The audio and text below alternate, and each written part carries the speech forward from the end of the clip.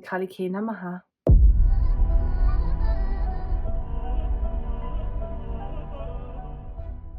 If you'd like to support this channel, I make exclusive occult videos on Patreon that you won't find anywhere else. Okay, let's get into this video.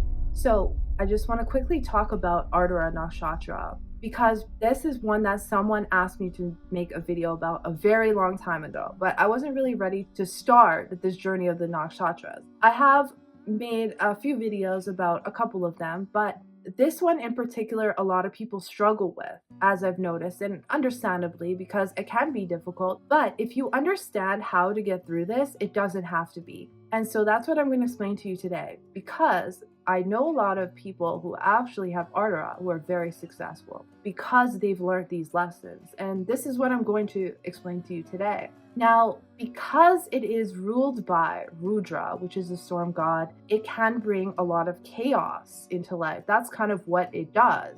But we have to remember that this chaos does not last for a very long time. And it is here to go from tragedy to triumph. Now, a lot of people get stuck in tragedy. The reason they get stuck in tragedy is because they don't understand the bigger picture. And then they get stuck in victimhood and ask themselves, why? Why is this happening to me? What it's doing, it's bringing a lot of stormy events into your life. This could be chaos as well. These events are helping you to remove past life karma. A lot of past life karma in one life, which is amazing, because this is going to help you. Remember, we're not just here for one life, okay? We're here until we wake ourselves up and illuminate ourselves and get past the circle of reincarnation. So this is actually, even though it may not feel like it at the time, this is actually a very good thing for you.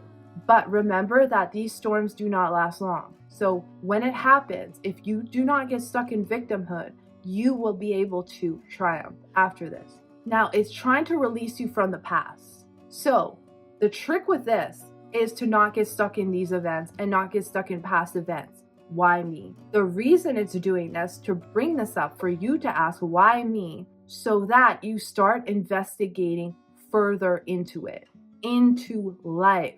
Now, Gemini can be very concerned with more surface level things.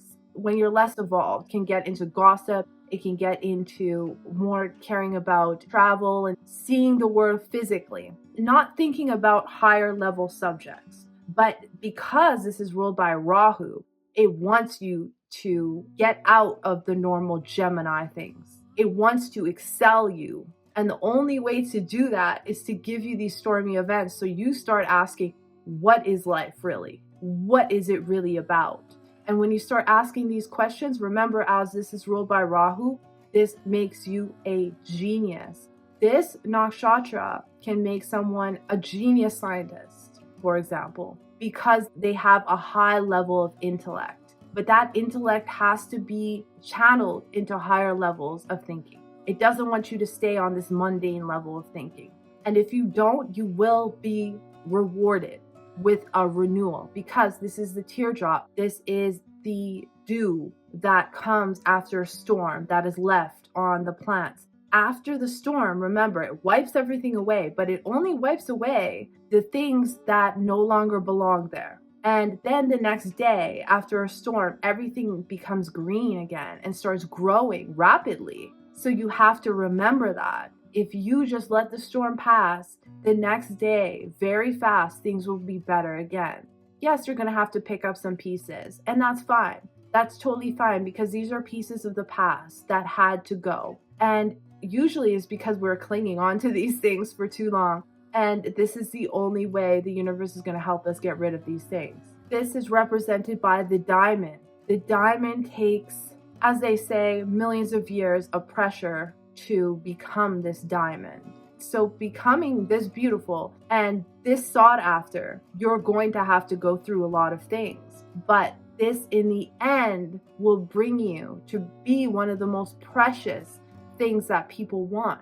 So this is why you have to hang on there. To become greatness, it takes a lot. It's going to take a lot, but this is what you're here for. An example from one of the books of the Nakshatras was talking about how it will make someone who, say, is a scientist who's a physicist, it will make them go further and be like, well, this isn't even enough knowledge. I'm going to want to learn metaphysics now. It wants you to keep going, to go on that genius level. It doesn't want you to stay in this mundane level. But a lot of people end up staying in that mundane level because they end up in victimhood. But you're not a victim. Everything that is happening to you, and this is hard to hear, but it's true, and it will empower you once you understand this, as a result of your own past karma. These are just players that are playing out your own past karma in front of you so that you can release this. This is connected with the constellation of Orion. The Vedic texts say that the constellation of Orion is where souls descend and begin their life on Earth. So this is how important this nakshatra is for humanity. So it's going to trigger these events to keep happening so that you can do something important for humanity. Rahu doesn't conform. It does something that's completely out of the norm. And that's what you're here to do, something different. But to be different and be able to do these things differently than other people, you're going to have to go through maybe some events that others have not gone through. And you're going to have to go through a lot of pressure because it's going to push you. It's like having a coach that cares about you so much, but it's going to put you through a lot of pain in order for you to realize this greatness. So to realize this greatness, you're going to have to balance your mental ability and your emotional ability, to not be overly emotional when these things happen, and to still have the ability and the intellect to think past it. So that will be important so that we don't get stuck into the victimhood of these events. Now remember, Rudra is the fierce version of Lord Shiva, the transformative version of Lord Shiva that wants to destroy everything that it no longer needs anymore. And that is the whole point of this, that the only thing that's being destroyed, because remember, Shiva destroys the ego. So sometimes in order to destroy our ego, we have to go through a lot of events on the physical plane. And that's the only way. It's got to beat us down so much that ego disappears. But then once that ego dissolves, that's when we gain all of our power. So this is a very, very important thing. Remember, when Rahu enters Ardra Nakshatra, there's always major events that occur. 9/11, the pandemic. These are some examples of it, where something happens that completely changes our lives. At the time, it's going to feel very heavy. Like, why is this happening? How could something like this happen? But we always get through it. We always do.